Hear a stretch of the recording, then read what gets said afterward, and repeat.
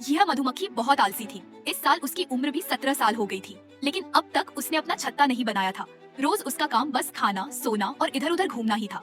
आज भी वह आलस कर रही थी। तभी कप्तान ने उसे हाथ पकड़ लिया। वे फटाफट खड़ी हुई और सलामी देने लगी, लेकिन उसका सिर पूरा शहद से चिपका हुआ था। उसने दूसरा हाथ उठाकर सलामी देने की कोशिश की, लेकिन दोनों हाथ चिपके हुए थे। कप्तान उसकी आलस से तंग आ चुका था। उसने कहा कि छत्ता आज ही पूरा करना होगा।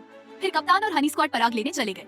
छोटी मधुमक्खी ने शहद का एक टुकड़ा उठाया, लेकिन वो इतना चिपचिपा था कि छूट ही नहीं रहा था। उसने उसे गोल करने की कोशिश की, फिर भी नहीं छूटा।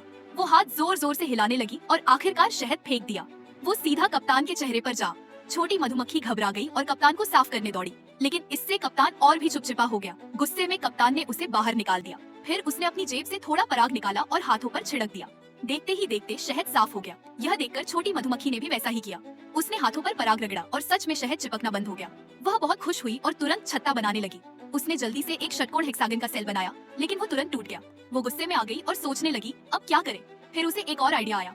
उसने कुछ टहनियां ढूंढी और शहद को टिकाने के लिए जमीन में गाड़ दी, लेकिन शहद फिर भी गिर गया। वो टहनियां फेंकने ही वाली थी कि अचानक उसे समझ आया, अगर वो पंख हिलाए तो शहद सख्त हो सकता है। तो उसने तुरंत पंखों से शहद पर हवा मारना शुरू कर दिया। आखिरकार उसने अपना पहला छत्ता पूरा कर लिया। तभी कप्तान उसके पीछे आ गया। उसने याद दिलाया कि अभी और छत्ते बनाना बाकी है, और अगर उसने आज खत्म नहीं किया तो रात का खाना नहीं मिलेगा।